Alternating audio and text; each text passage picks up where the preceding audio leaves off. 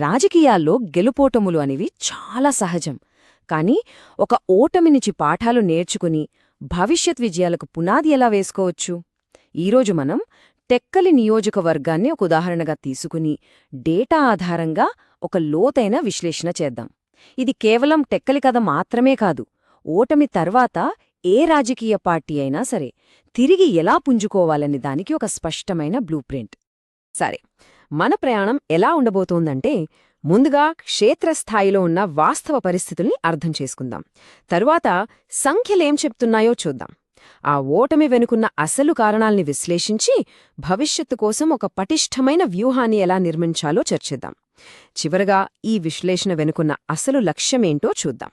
ఏ రాజకీయ విశ్లేషణ అయినా మొదలవ్వాల్సింది ఆ నేల స్వభావం నుంచే.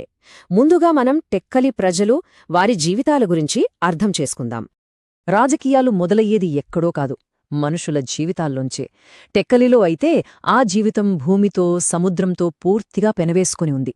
ఇది కేవలం ఒక రాజకీయ సరిహద్దు కాదు, వ్యవసాయం, మత్స్యకార వృత్తుల మీదే ఆధారపడిన కొన్ని వేల కుటుంబాల జీవన విధానమనమాట. ఇక్కడి గాలిలో ఉప్పు వాసన, నేలలో శ్రమ, ప్రజల కళ్లలో భవిష్యత్తుపై ఆశ మనకు కనిపిస్తాయి. ఈ సంఖ్యలు చూడండి. మొత్తం నియోజకవర్గంలో దాదాపు 90% గ్రామీణ ప్రాంతమే. అంటే ప్రజల జీవనాధారం పూర్తిగా వ్యవసాయం, సముద్రంపైనే ఆధారపడి ఉంది. దీనికి తోడు ఓటర్లలో సుమారు 60% మంది కళింగ సామాజిక వర్గానికి చెందినవారు. అంటే ఈ ఆర్థిక, సామాజిక సమీకరణమే టెక్కలి రాజకీయాలను శాసిస్తుందన్నమాట. వాళ్ల సమస్యలే ఇక్కడ ప్రధాన ఎజెండా. ఓటర్లలో అసంతృప్తి అనేది గాలిలోంచి పుట్టదు, అది నెరవేరని హామీల నుంచే పుడుతుంది. టెక్కలిలో సరిగ్గా అదే జరిగింది. 360 కోట్ల ఫిషింగ్ హార్బర్ అంటే అదొక కాంక్రీట్ కట్టడం కాదు, అది వేలాది మత్స్యకార కుటుంబాల భవిష్యత్తుకు భరోసా. మెట్కార్ పరిశ్రమ అంటే కొన్ని ఉద్యోగాలు కాదు, అది యువత సొంత ఊరులో నిలబడటానికి ఒక అవకాశం. ఈ హామీలు నెరవేరకపోవడమే వాళ్లలో తీవ్ర అసంతృప్తిని రగిలించింది. చివరికి వాళ్ల ఓటు ఆ అసంతృప్తికే అద్దం పట్టింది. సరే, ఇప్పుడు భావోద్వేగాలను కాసేపు పక్కనపెట్టి వాస్తవాలను, అంటే సంఖ్యలను చూద్దాం. ఎందుకంటే సంఖ్యలు అబద్ధం చెప్పవు. 2024 ఎన్నికల తీర్పు మనకు ఏం చెబుతోందో చూద్దాం. ఒక్కసారి ఈ సంఖ్యలను జాగ్రత్తగా చూడండి.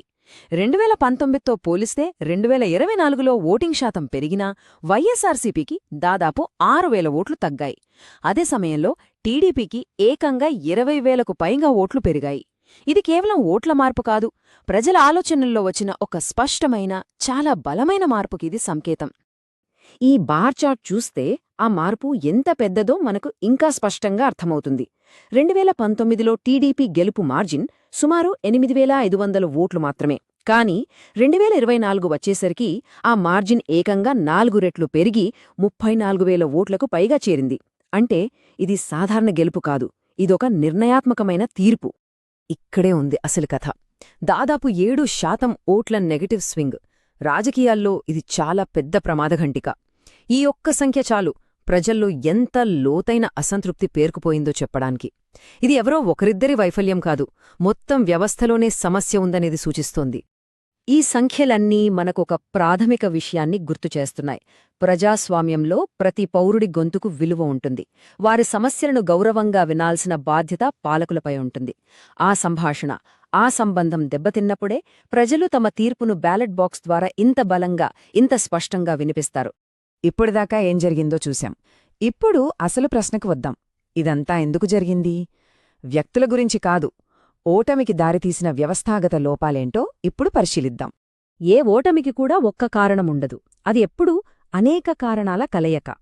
టెక్కలిలో 5 ముఖ్యమైన అంశాలు కలిసి ఈ ఫలితాన్ని నిర్దేశించాయి.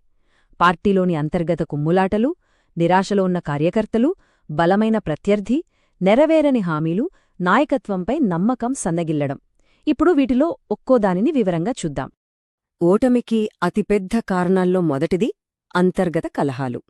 పార్టీకి అత్యంత బలమైన కళింగ ఓటు బ్యాంకు నాయకుల మధ్య వర్గపోరుతో రెండుగా చీలిపోయింది. ఇది కేవలం ఓట్లను చీల్చడమే కాదు, క్షేత్రస్థాయిలో ఉన్న కార్యకర్తలను తీవ్రమైన అయోమయానికి, నిరాశకు గురిచేసింది. అంటే తమ కొమ్మను తామే నరుక్కున్నట్లయింది.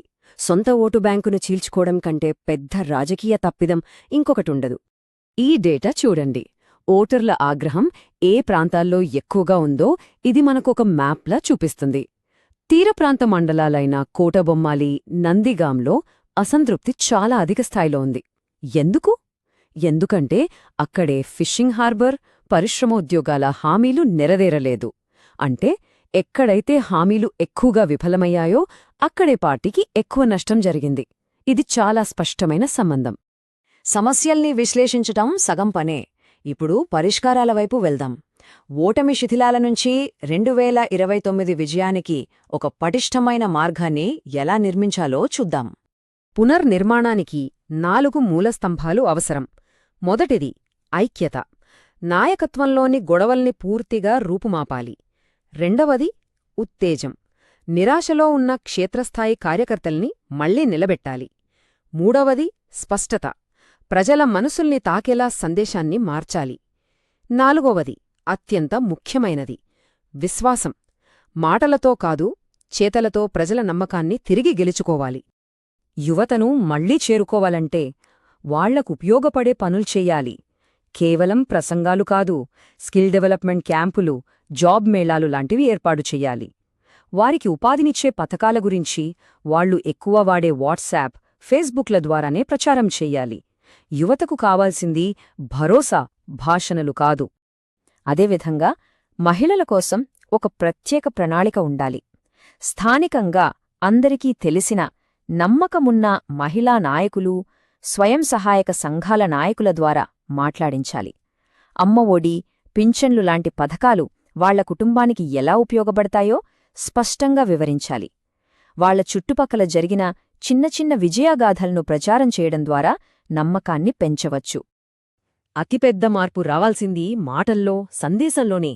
ఒకరిపై ఒకరు నిందలు వేసుకోవడం ఆపి భవిష్యత్తు కోసం ఒక ఆశనో, ఒక మార్గాన్ని చూపించాలి.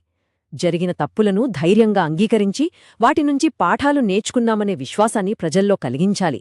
గతాన్ని తిట్టేవాడిని కాదు, భవిష్యత్తును నిర్మించేవాడినే ప్రజలు నమ్ముతారు. ఈ డిజిటల్ యుగంలో ఓటర్లతో కనెక్ట్ అవ్వడం చాలా సులభం. కానీ టెక్నాలజీతో పాటు ఒక నైతిక బాధ్యత కూడా వస్తుంది. వాళ్ల వ్యక్తిగత సమాచారాన్ని వాడుకునేటప్పుడు వాళ్ల గోప్యతను, వాళ్ల అనుమతిని గౌరవించడం చాలా ముఖ్యం. ఇది కేవలం చట్టపరమైన విషయం కాదు, ప్రజల నమ్మకాన్ని గెలవడానికి ఇదొక ప్రాథమిక మెట్టు. టెక్నాలజీని బాధ్యతగా వాడినప్పుడే విశ్వాసం పెరుగుతుంది. ఇప్పటిదాకా మనం టెక్కలి నుంచి నేర్చుకున్న పాఠాలను ఇప్పుడు ఒక సార్వత్రిక వ్యూహంగా, అంటే ఒక యూనివర్సల్ మోడల్గా మార్చుదాం. దీన్నే చతుర్ముఖ సిద్ధాంతమంటారు. ఇది ఏ పార్టీకైనా, ఏ ఎన్నికలోనైనా వర్తించే ఒక శక్తివంతమైన నమూనా. ఈ సిద్ధాంతం ప్రకారం ఒక విజయవంతమైన రాజకీయ శక్తి 4 పాత్రలను ఒకేసారి పోషించాలి. శివుడిలా పార్టీకి నష్టం చేస్తున్నా పనితీరు సరిగా లేని నాయకులను నిర్దాక్షిణ్యంగా తొలగించాలి. విష్ణువులా ప్రజలకు మేలు చేసే మంచి సంక్షేమ పథకాలను కాపాడుకోవాలి. బ్రహ్మలా భవిష్యత్తు కోసం కొత్త, యువ నాయకత్వాన్ని సృష్టించాలి, తయారుచేయాలి. ఇక చివరిగా దుర్గలా పార్టీపై వచ్చే తప్పుడు ప్రచారాలను, దాడులను సమర్థవంతంగా తిప్పికొట్టాలి. ఈ 4 మధ్య సమతుల్యతే విజయానికి అసలైన మార్గం. చివరిగా ఈ సంఖ్యలు, వ్యూహాలు, సిద్ధాంతాలు వీటన్నింటి వెనుక ఉన్న ఒకే ఒక్క ప్రాథమిక లక్ష్యాన్ని గుర్తుచేసుకుందాం. అదే ప్రజాసేవ. ఎందుకంటే రాజకీయాల అంతిమ గమ్యం అధికారం కాదు, మెరుగైన పాలన. మనం రాజకీయాలను కేవలం గెలుపోటంల ఆటగా కాకుండా ఒక పవిత్రమైన బాధ్యతగా చూసినప్పుడు ఈ ఒక్క ప్రశ్నను మనం వేసుకోవాలి. ప్రజల నమ్మకాన్ని నిర్మించి వారికి మెరుగైన జీవితాన్ని అందించడం కాకపోతే అసలు రాజకీయ అధికారానికి ప్రయోజనం ఏంటి? ఈ ప్రశ్నతో మిమ్మల్ని వదిలేస్తున్నాను. మీరు ప్రజల కేంద్రీకృత నాయకుడిగా ఎదగాలనుకుంటే మరియు మీ నియోజకవర్గాన్ని అభివృద్ధి చేయాలనుకుంటే blueprintstrategies.ai ని mgr@blueprintstrategies.ai వద్ద సంప్రదించండి లేదా 08042041602కు కాల్ చేయండి. రాజకీయాలకు అతీతమైన లక్ష్యం.